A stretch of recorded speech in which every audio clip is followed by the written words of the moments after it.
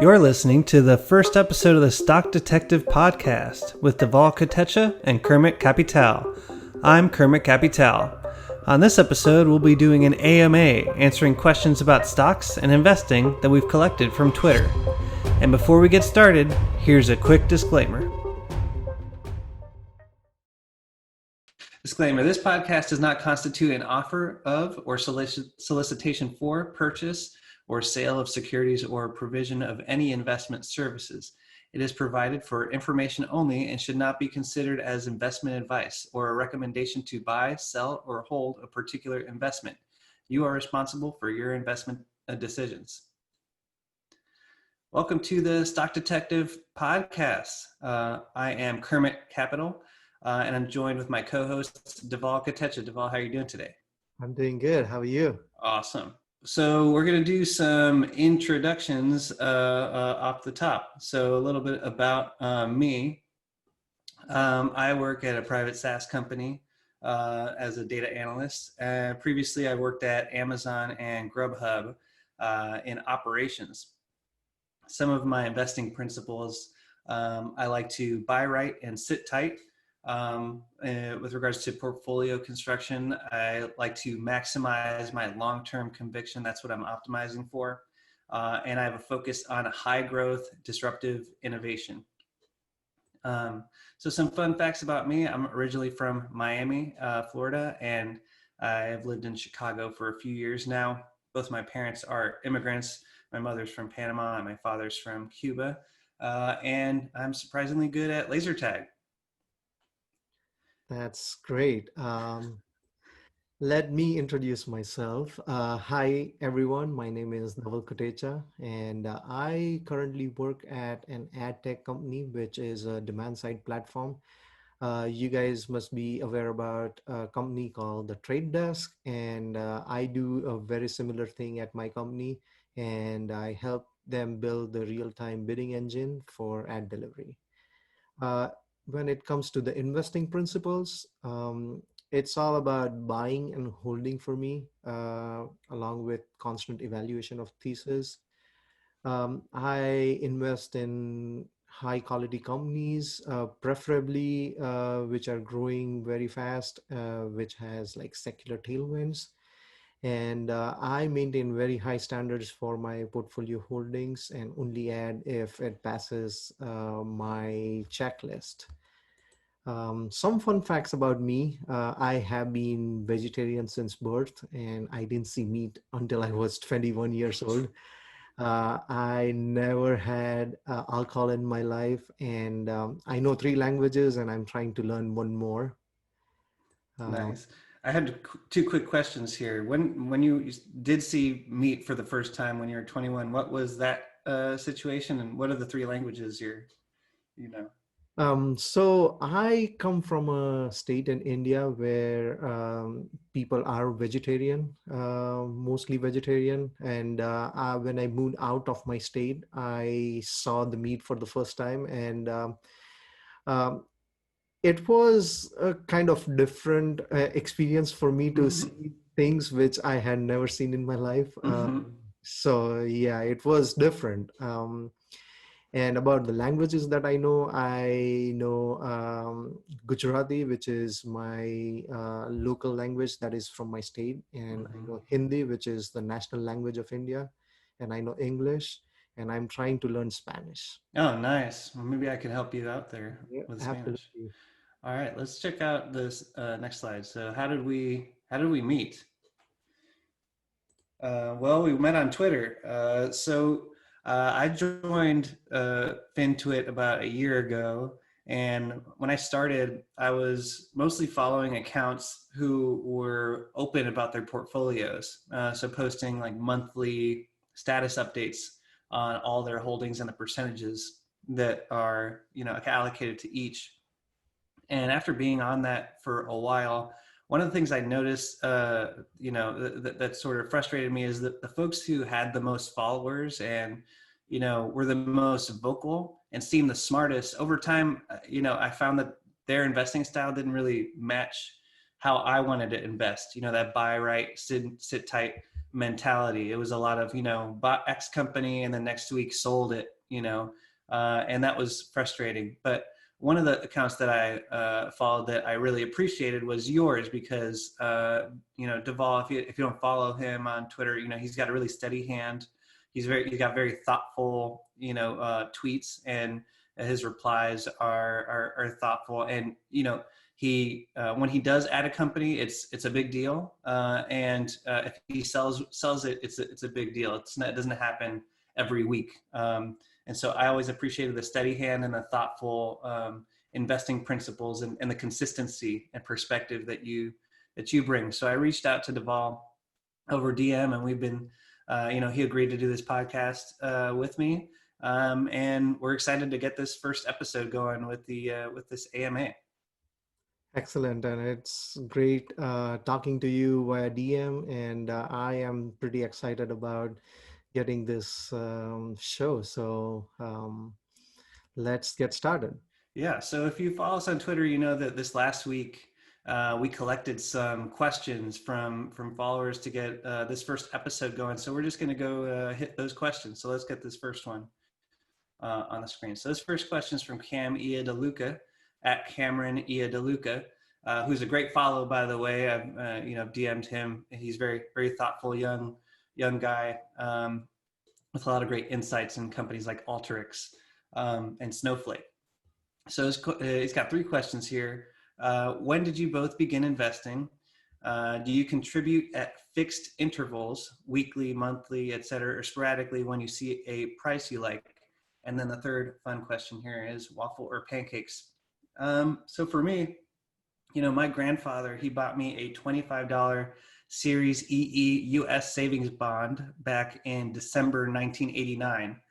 And the final maturity date, which is the date when the interest stops accruing, was on December 2019. So it just elapsed recently, over 30 years. And so now that $25 is worth $103.68, which is a CAGR of 4.86%. So a decent return at first, if you don't know, what equities can do. But if you had taken that same $25 and had invested it in the S&P 500 and included the dividends and reinvested the dividends, it would now be worth $208, which is a CAGR of 7.32%. So, and if you'd taken that same $25 and invested in Apple and forget about it, it'd be worth a lot more. So I think that a few lessons that I learned from that is, for me at least, equities are better than bonds. And while there's risk with equities, there's no maturity date, as long as the company stays in business. And returns are significantly higher over the long haul if you pick the right equities. And owning shares of great companies with strong moats, expanding TAM, and high return on invested capital held over decades is one of the best investments you can possibly make. So that was a great lesson for me. So question number 2 here: do you contribute at fixed intervals? So my purchase amounts range from buying in thirds to buying in fifths. So I kind of like to spread out my purchases over time. And usually I wait, a quarter, try to listen to quarterly earnings, read the latest financial statements, and get a better idea of the company before I add more. And so I don't like to buy all at once. And then for me, I love Belgian waffles, but I also love blueberry pancakes. How about you, Deval? Yeah, I am going to start answering all the 3 questions in line. So I would say I began investing in the Indian markets in 2007. But I would not call that as investing, because I was trading in and out to begin with. Mm-hmm. And I had bought some stocks back then, but then 2008 came. So I never looked into my brokerage account for many years until very recently, when I needed to change my status for my Indian accounts. Um, so I moved to US in 2013, and I started investing in the US markets in 2016. So 2016 is since when I have been buying stocks in the US market. If I look at the contributions, I contribute at fixed intervals every 15 days into my most high conviction stocks. Like the process which I follow is I schedule all my buys, so I know what I'm buying like 1 month in advance. So that way it helps me keep me sane, and it just simplifies my process. So I don't come from a finance background, so I just see what's going around me, and I just invest. And about waffles and pancakes, I don't like either of them. Uh, I prefer my Indian breakfast, and I'm not a big fan of any one of them. And So what is a typical Indian breakfast? typical Indian breakfast would be like a poha or say idli and stuff like that, which is a lot of like it is a lot of filling breakfast. That's what Hmm. I would say. Yeah, it's surprising to me that you don't like waffles or pancakes because, like there's certain Indian dishes like dosa, Mm. that I think dosa is like a crispy kind of pancake. It's also rolled up and you got meat and stuff inside usually, but Yeah. do you like dosas? Yes, I love dosas, and I like anything which is salty. Waffles and pancakes are sweet, so Yeah. I don't have a sweet tooth. So Have uh, you had have you had chicken and waffles before? I am a vegetarian. Oh So yeah. Whoops. Whoops, my bad. Yeah. mm, All right, never mind. Let's uh, go on to the next question. yep. So next question comes from RB. Twitter handle is at stonks4043. And his question is, if trying to maximize 5 to 10 year returns, would you prefer a concentrated portfolio of 5 to 8 of your highest conviction plays, or a diversified portfolio of 20 to 30 stocks that you like, but waters down the allocation percentage to your highest conviction plays? So this question, what I would say is, if I were to start building a portfolio from scratch right now, I would say I would go with a concentrated portfolio of Mhm, 5 to 8 stocks, which would be my highest conviction plays. mhm, But I had started in 2016, so I have, over the period of time, I have a lot more stocks than just the 5 to 8 stocks. So I am in currently in that 22. I currently own 30 stocks, so mhm. I would be in the latter bracket where I have 20 to 30 stocks. But what I'm trying to do is I'm trying to cut down on my number of holdings in my portfolio. And I have found is like it's very difficult for me to just sell, Mhm. just because I want to reduce the number of holdings. And for me, like if I've invested in a high quality business, then it just does not make sense for me to sell. Yep. And I have been a huge fan of David Gardner from Motley Fool. And I could say, okay, like I would like to quote him where he says, I try to find excellence, buy excellence, Mhm, and add to excellence over time. I sell mediocrity, and that's how I invest. And mhm. I've just followed that mantra from a long time. And I have kept very high standards for my investments made over time. What about you? Yeah, I agree with everything you said, especially that David Gardner quote and his philosophy in general. But based on my situation and my goals, I prefer option A as well. And similarly, I own 20 different companies, but my top four holdings account for 65% of my portfolio. So it's really highly concentrated. And that's sort of my way of sort of, meeting halfway between having diversification, but also having high conviction and high concentration in my top names. I think it's important to acknowledge that as you learn and adjust and refine your investing process, that your portfolio, will change and it's always a work in progress. And two of my favorite fund managers right now are Dennis Hong at Shawspring and Clifford Sozin at CAS Investment Partners. And the reason I bring them up is because they both have, they manage, hundreds of millions of dollars and are only in, less than 10 names. Clifford might be like 6 names. And so what I like about that is about their process is they've done a ton of research into each of these names. They have a ton of conviction in those names. Like Dennis Hong has, I think it's 45% of his portfolios in C limited. And to be a portfolio manager and have that much concentration on one particular name, tells you that, and you see the research that he's done as well. If you get a chance to see his investor letters, you can understand sort of why he feels that way. And, looking back at my own history of owning stocks, the other thing that, I would say is the first stock that I owned was Amazon. And that was because I worked there and they paid out through stock-based compensation. And I didn't really know about stocks at the time too much besides what I was being paid in stocks. And so for, a few years, the only stock I owned was Amazon. And I never sold. I never sold because I saw how efficient the operation was. I toured other facilities at competing companies. I knew that Amazon was light years ahead, just in the fulfillment operations side, not even touching the AWS side. And that's been over a 10 bagger for me, so that, I think that proved to me, like, I can hold in high concentration, for over long periods of time. And if you know the company really well and have high conviction, I know I'm capable of not, getting scared off by, huge drawdowns or, wanting to take profits. I proved that to myself already. So I'm more than happy to, if I pick the right companies, do it again at some point. I mean, I only held one company for several years.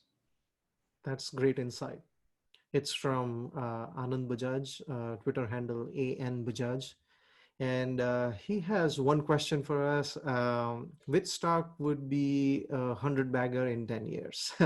So my answer to Anand is, I don't know. If I were to know that, I would be rich. So let me just modify this question a little bit and try to answer this question, because I am not sure if I can answer a 100 bagger question at this point. But what I see from my portfolio is, like, if I look at all the 30 stocks in my portfolio, I will go with what is my lowest market, like what is the company that I hold which is having the lowest market cap, and I go and see, okay, it's Alteryx at 7 billion market cap.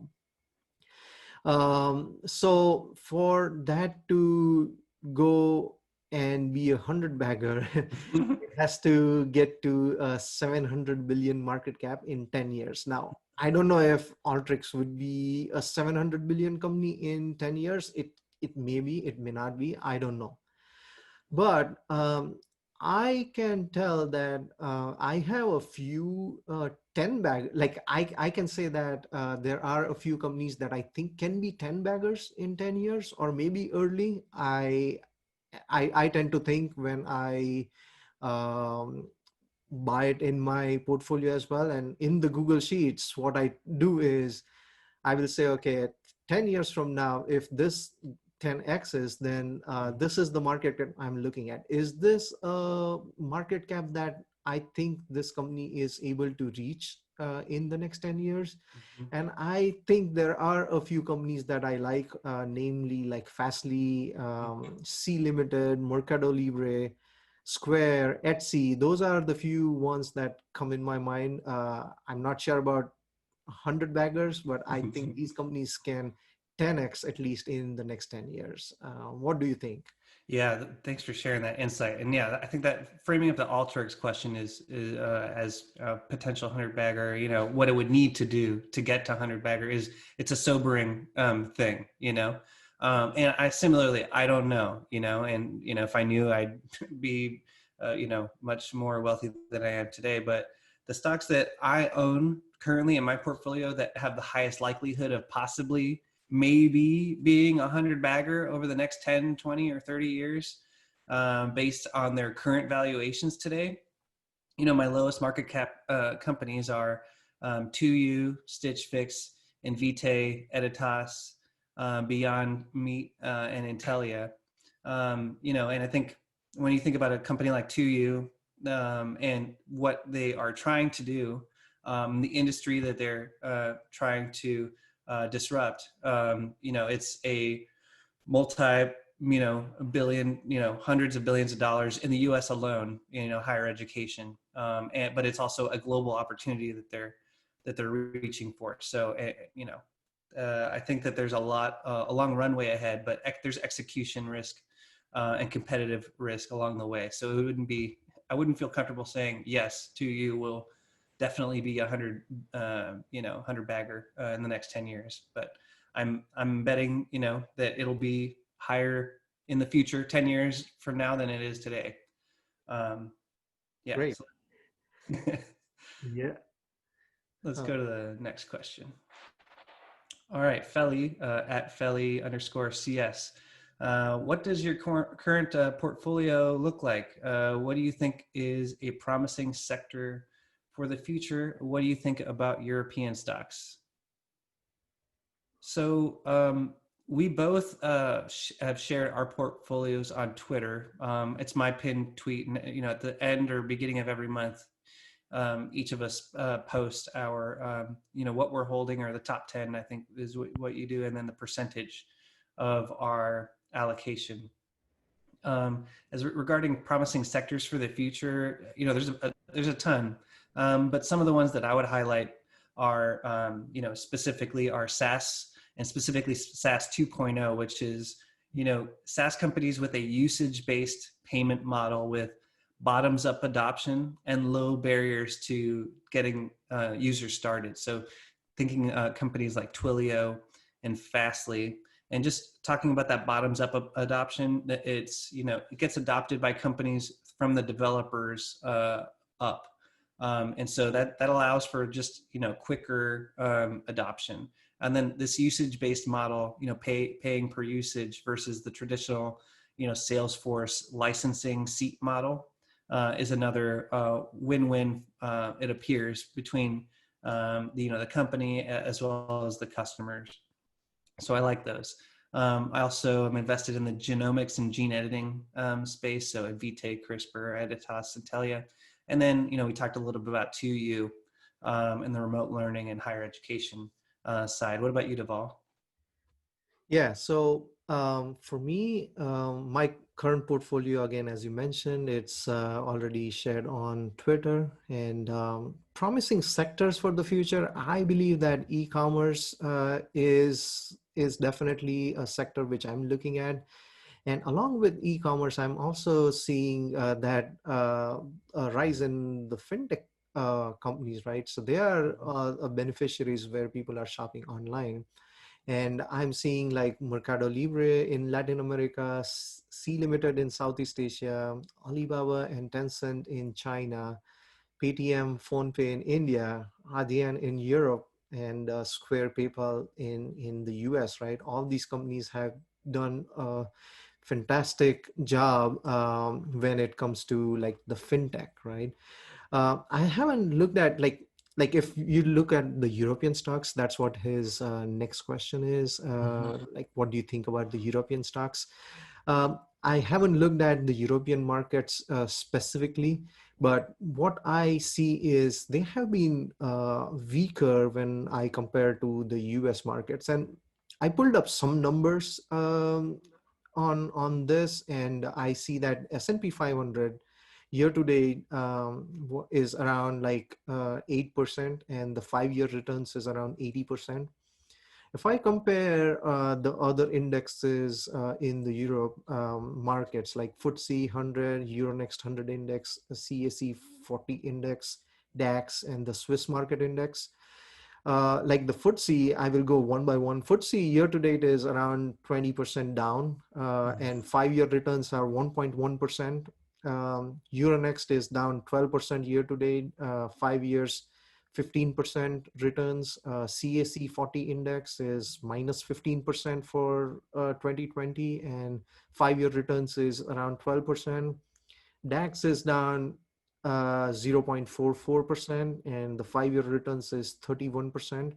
That has done the best amongst all the European markets. And final one, which I talked about, was the Swiss market index, which is down like 2%, and 5-year returns is 20%. So comparing all of these, with S&P 500, I'm not even talking about the NASDAQ, but comparing with the S&P 500, I still see all of these underperforming S&P 500 by at least like 40, 50 points.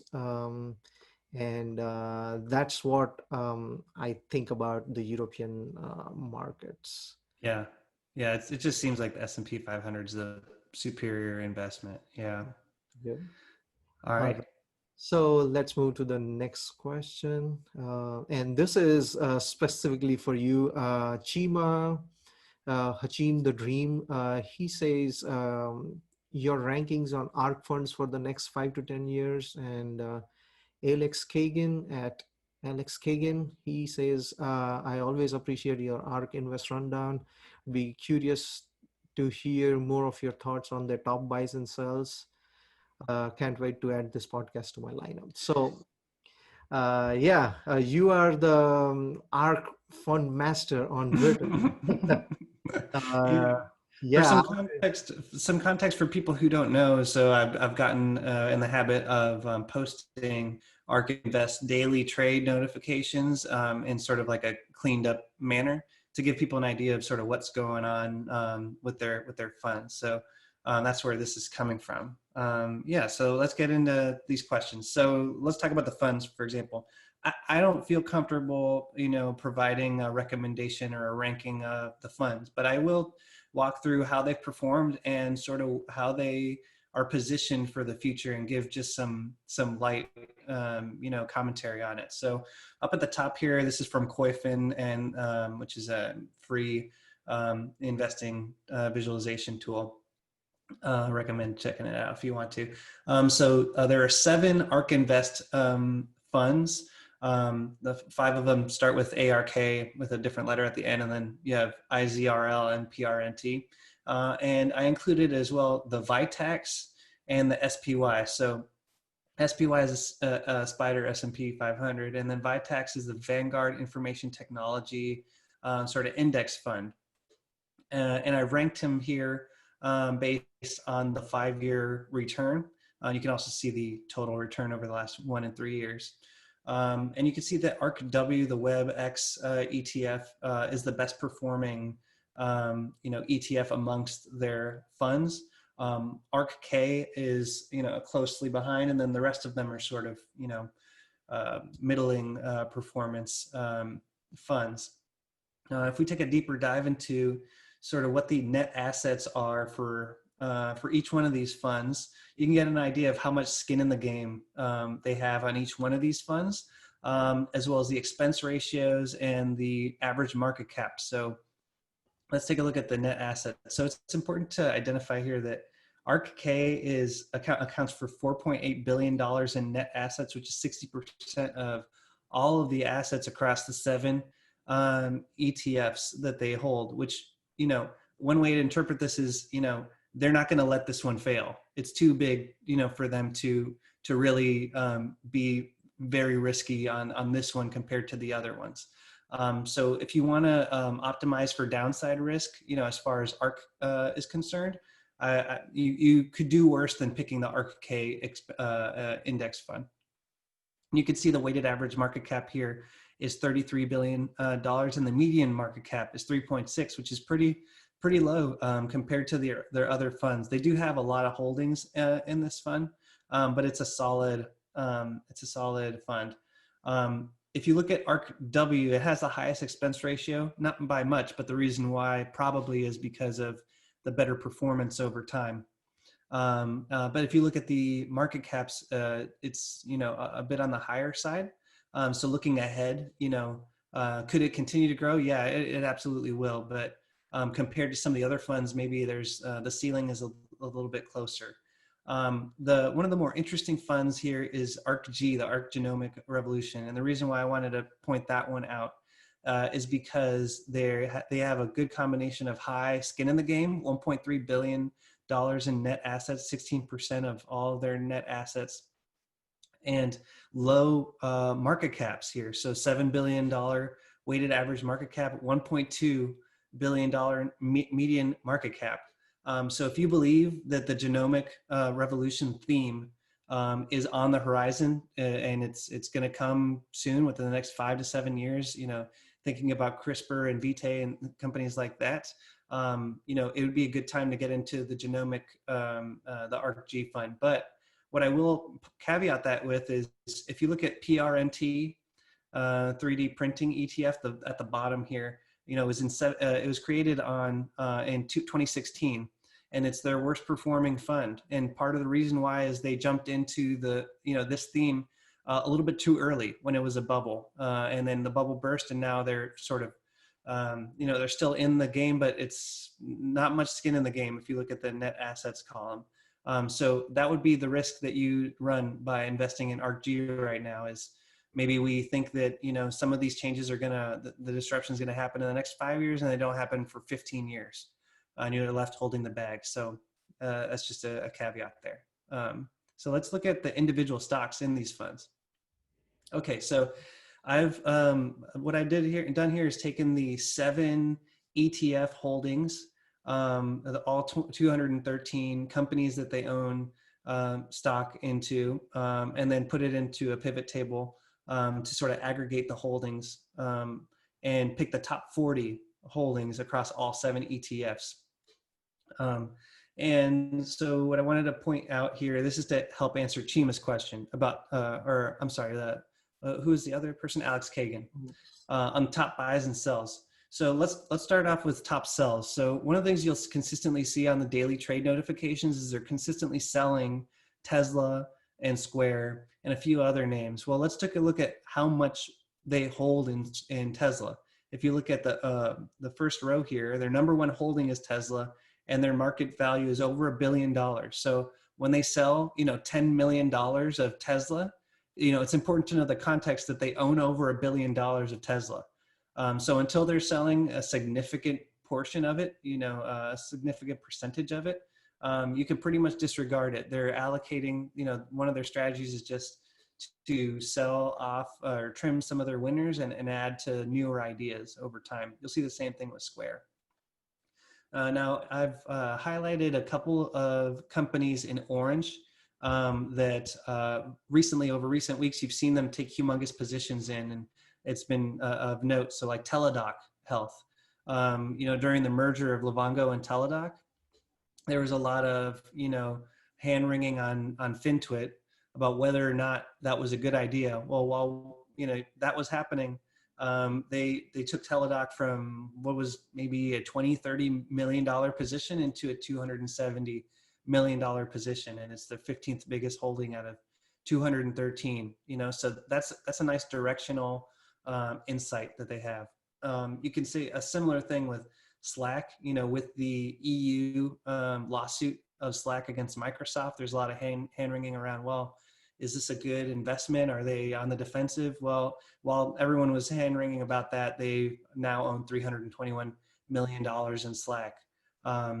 So those are just a few things that I would recognize as being, good signals. If just one data point, you got to do your due diligence on whether these are companies you want to hold for the long term, and whether you believe these are good businesses or not. But that's how I find value here. And I generally try to stay away from things that are not in my circle of competence, thinking about like therapeutics companies that are not genomic based. I try to, not filter out that noise. So I've been talking for a while. Any thoughts, Deval, or questions about this stuff? That's a great rundown of the ARK funds. There were certain things that I didn't know about, and I see that you hold a lot of funds that are also holdings from the ARK funds. So yeah, like looking at Invita here, like the second highest position, that's something that kind of surprised me when I look at this particular slide here. Yeah, when you look at the top 10 holdings on the left-hand side, on the market cap column, I think, I've conditionally formatted this to highlight the lowest market cap companies that they're holding in the highest concentrations. Invitae is a screaming, something that you would recognize right away. holding $800 million in a $4.5 billion company is huge. Same thing with CRISPR, 2U, and Proto Labs. They're swinging for the fences on those names. So I think it's worth taking a little bit of a closer look and seeing, are these companies that fit my investing profile? Yep. Great. So any other final thoughts on this before we move to the next question? I think that, oh yeah, well, PagerDuty is another one that I didn't highlight, but that's another one that people, have been sort of scratching their head on this one for a long time. And I think earlier this year is when they really got their hands dirty on this position. But just one, not a recommendation to buy or anything with this one, but just worth taking a closer look at, in my opinion. They are reporting next week, so That's we'll correct. see. Yep. All right. All right. Yeah, I should read this one. Okay, this is from Ernest Kaplan, at Ernest Kaplan. So for me, he wants to know, analyze, read, think, deliberate, or just buy Ark K? And then for Deval, with AWS, how does one know whether niche software will have its market gobbled up by AWS? How to assess that risk? Okay. So we talked a ton about Ark already, and I think that this question about whether to buy Ark or use their research to buy individual stocks, it's a really personal one. For me, I'm willing to do the research and the due diligence, and I'm not swinging at every pitch. I own a decent number of the stocks in the top 40 there, but I don't own Tesla. It's their number one holding.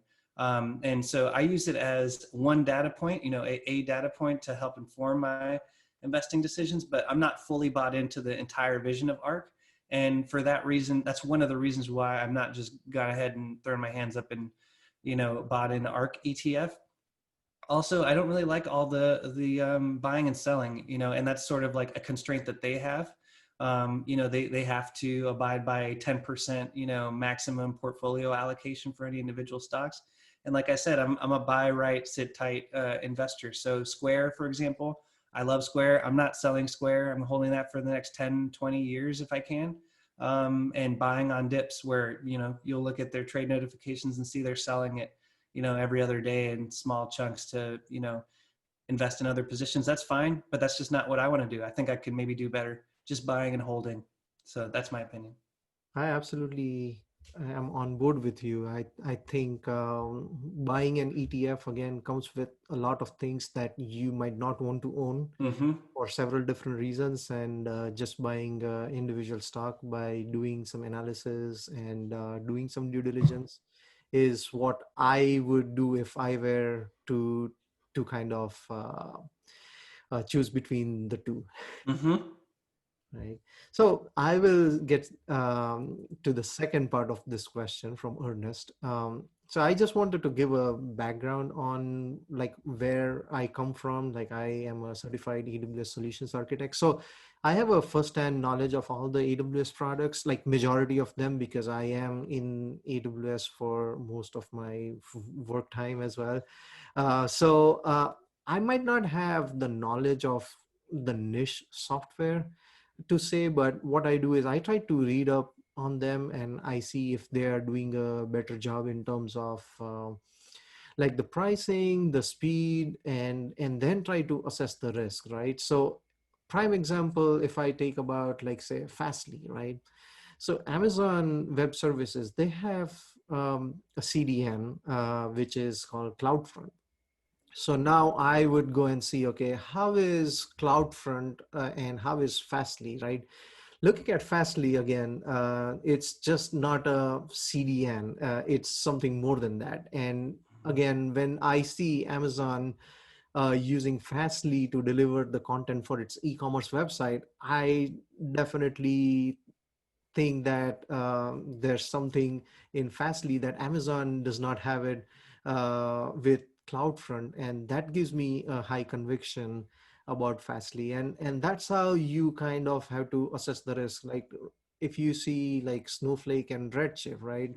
Or look at MongoDB and Amazon Web Services DocumentDB. So how are they doing when you compare with like each other, and then you kind of read more about it, and that's where you will be able to get a conviction on whether you want to own the niche software, or you are better off not owning those, because now the big cloud players like AWS or Azure or GCP would eat their lunch. And Yeah, that's where I am at. that's great insight. Yeah. Yep. All All right. right. So if if Ernest has any follow-up questions, I'm happy to help him via DM. So I think this is a good conversation to keep going. Mm-hmm. Definitely. Yep. So let's move on to the next question. Next question comes from Gucci Trader, and his handle is Gucci Trader Talk. And he talks about, like, do you think being a frog is an advantage or disadvantage when it comes to trading? And this is not a question that is applicable to me because I'm not a trader, and I am an investor, and I plan to hold my stocks for decades, not days. And Mm-hmm. I would consider myself more like a sloth, not like a frog. And that's where, like, this question is totally not applicable to me.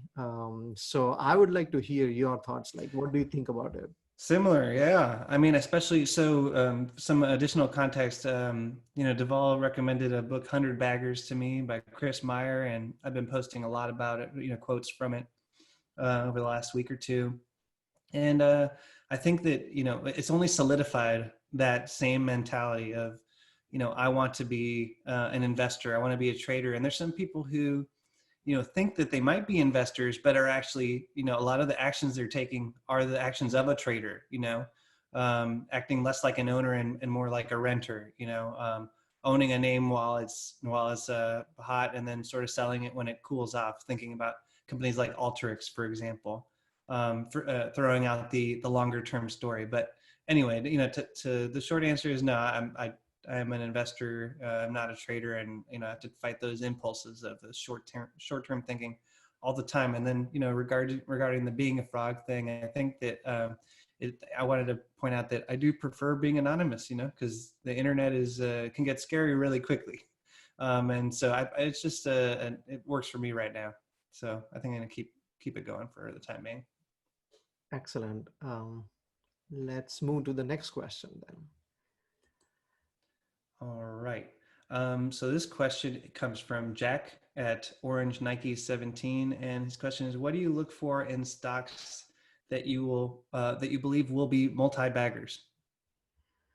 Yes. So for me, I look at certain stocks and I see that if it is led by a founder, right, Mm-hmm. then I would think, okay, that would be a very important criteria for me to invest in that company, just because if the founder has a skin in the game, right, then that would be like, again, for that particular thing, I would say, okay, founder led companies in the past have done much better than the companies which are not founder led. And I have a lot of examples that I can provide here, primarily Amazon, with Jeff Bezos, right? So they typically tend to do well, and that's where your best chance of a multi-bagger is, right? And the other factors that I look into the stocks are like the widening moat. So they have a moat, but is the moat widening or is the moat shrinking, right? Is someone coming and disrupting their business, or it's the other way around where they are taking the lion's share of the market? And also I'm looking at companies which are innovative, and they are smaller in size and they have a lot of room to grow. So those are the characteristics that I look into stocks that I believe are or will be the multi-baggers for the next 10, 15 years. Uh, do you have any thing to add on this? Yeah, I think that's a solid list of like the high level sort of factors you want to look for. And I think one of the things that I've sort of included over time regarding the founder led or kind of companies is, I think one of the things we're seeing lately is, you start off with the founder CEO, and then the founder sort of steps aside and lets someone else become the CEO, but still stays in the C-suite. If you think about Fastly, that's what Artur Bergman did. If you look at PagerDuty, their CTO did the same thing, stepped aside to let Jennifer Tejada run it. And I think that that's something, that's a devil in the details. When we think about founder-led companies, I don't think they necessarily have to be the CEO. I think you could still look for these opportunities, where a founder is, still involved with a lot of skin in the game without being the CEO, Right. and still get that same value. Absolutely. So let's move on to the next question. And that comes from Rajiv, Twitter handle @RealDarkRomance. And he writes, okay, would love to hear your top 3 non-starters when evaluating a potential investment idea. Yeah, first off, I love Rajiv's handle, real dark romance. And Rajiv is an awesome follow on Twitter as well. He's got great insights into his investing style. I'll just talk through mine, just a few of them. This isn't like a fully comprehensive list, but ones that are top of mind nowadays for me is no dumpster diving. So I avoid penny stocks, market caps below $300 million, or zombie companies, companies that were once great and maybe now are kind of not great, but maybe have one last kick in them.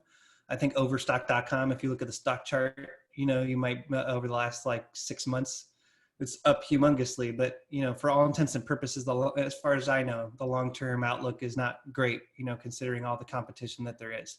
But that's, some investors look for that kind of opportunity. I consider that dumpster diving and not really worth my time, because for every one overstock, you have 19 other companies that went to $0 and you wasted a ton of time, but that's just my opinion. So that's one. No companies that are doing harm to the world, in my view. If you follow me, I hate Facebook.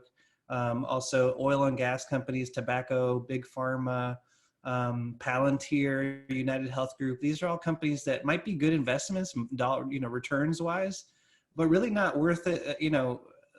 The headache of owning these and knowing that you're sort of like profiting off of, things that are hurting other people, in my opinion. And, to really get the conviction to hold these companies for a long time, you got to know them very well. You got to listen to the quarterly earnings calls. You got to read the investor letters. And if you're, reading really depressing stuff all the time and knowing that your company that you're investing in is like, making things worse in the world, that's just really hard for me. And I'm not something I'm willing to do.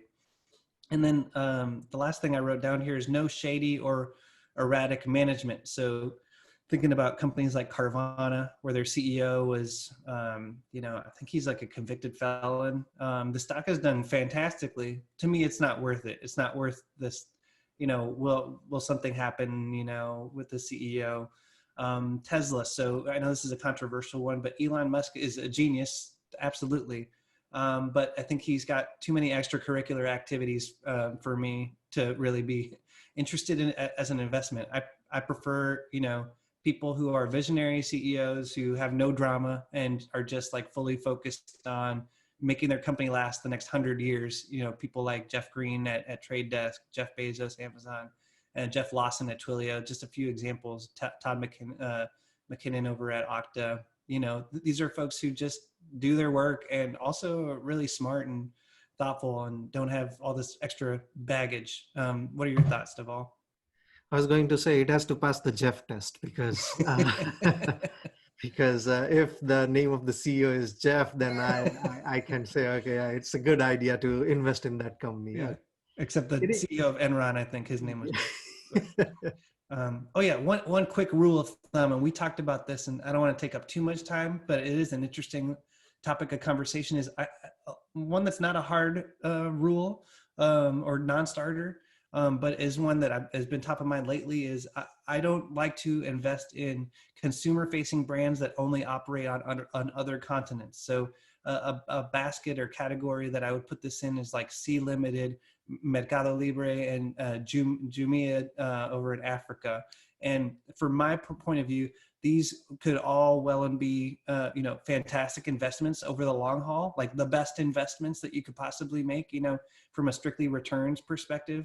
But with my particular goal of maximizing long-term conviction, I need to be, for better or worse, need to be able to experience that customer facing experience, especially since like things like delivery times, logistics, having your finger on the pulse of consumer trends, innovating on behalf of the customer.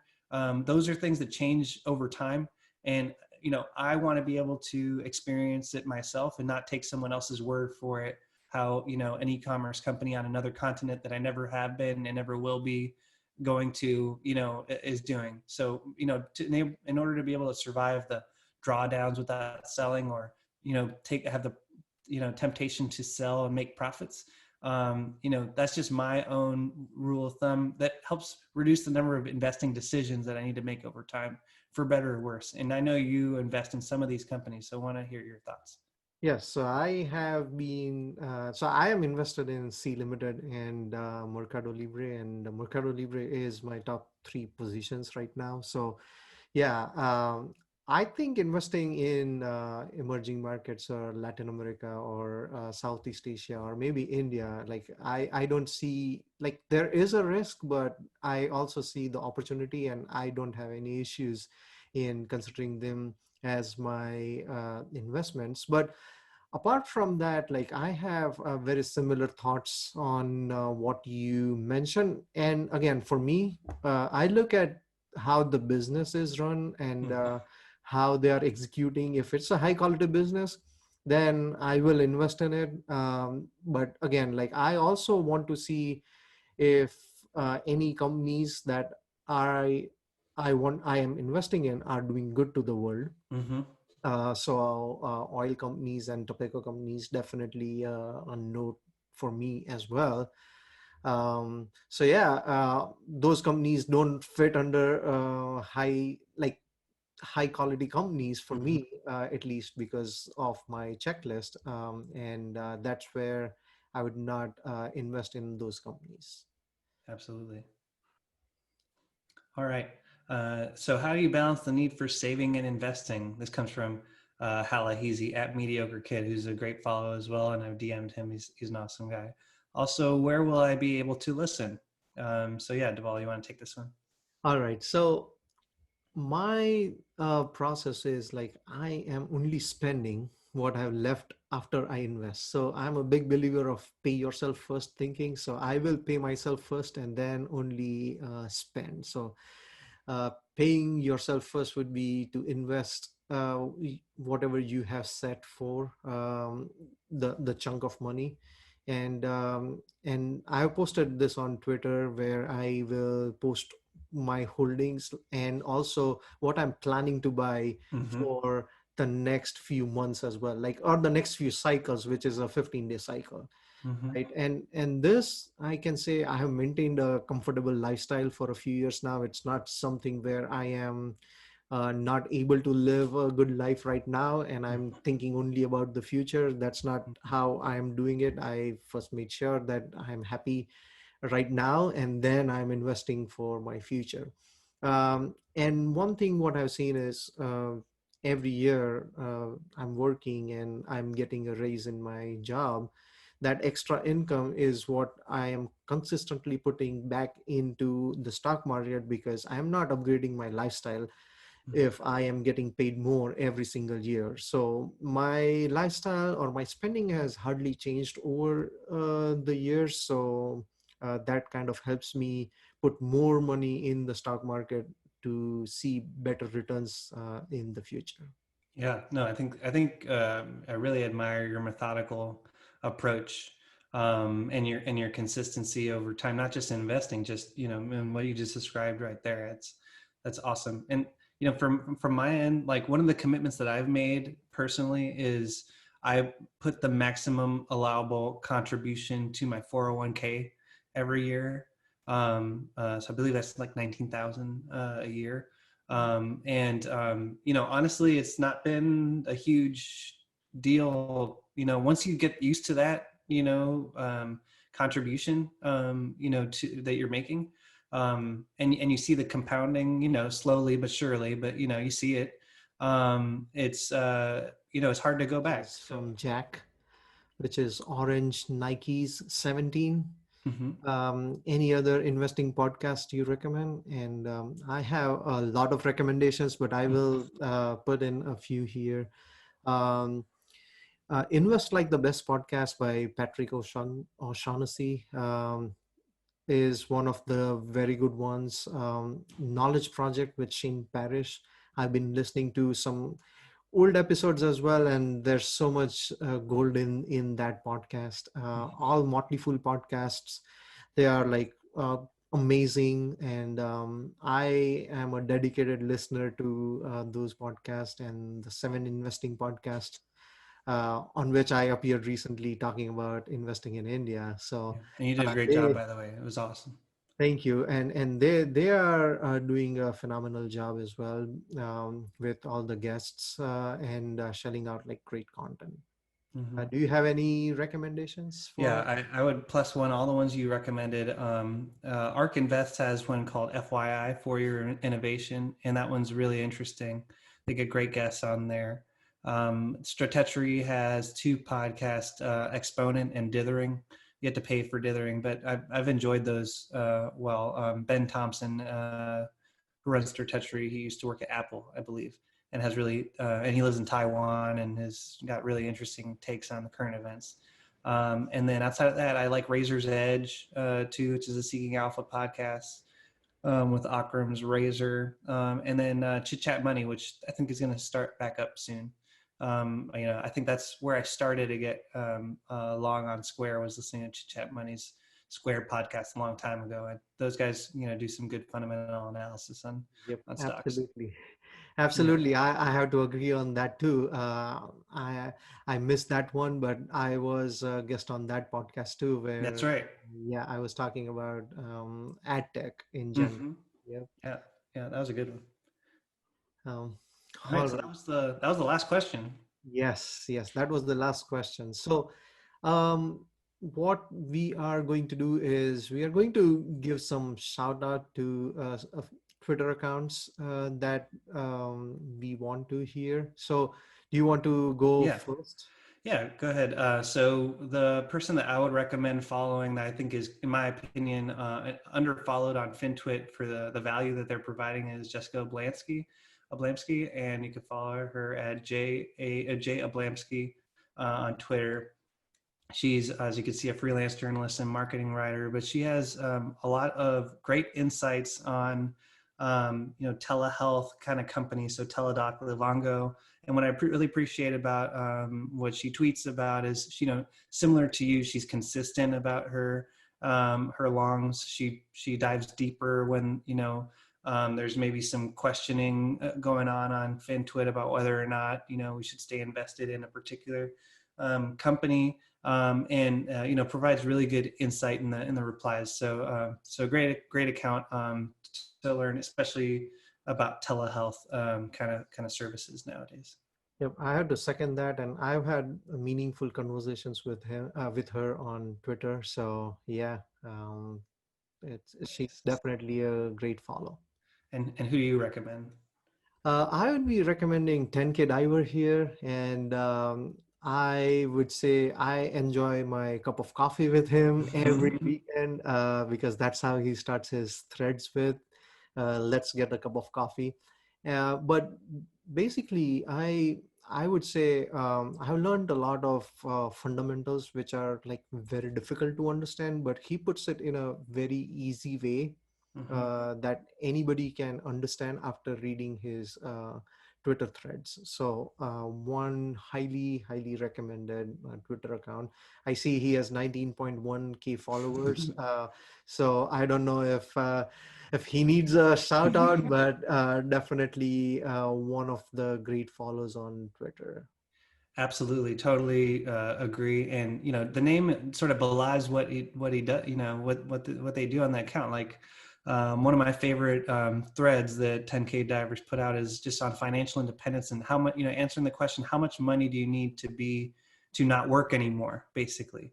And they did the math on like the historical performance of the market and how much money if you consistently took so much money out and inflation and all this kind of stuff. And ever since that thread, I've had a particular goal in mind of how much what my total net worth would need to be for me to stop working, and sort of what timeline I would hope to maybe achieve it. So a lot of great insights on 10K diver. Totally agree. All right. That's that's the podcast. Thank you guys for tuning in. Awesome. Thank you, everybody. And if you like what you heard and saw, you can follow us at Kermit Capital and at Deval Katecha right there on the screen. So until next time, thanks for tuning in.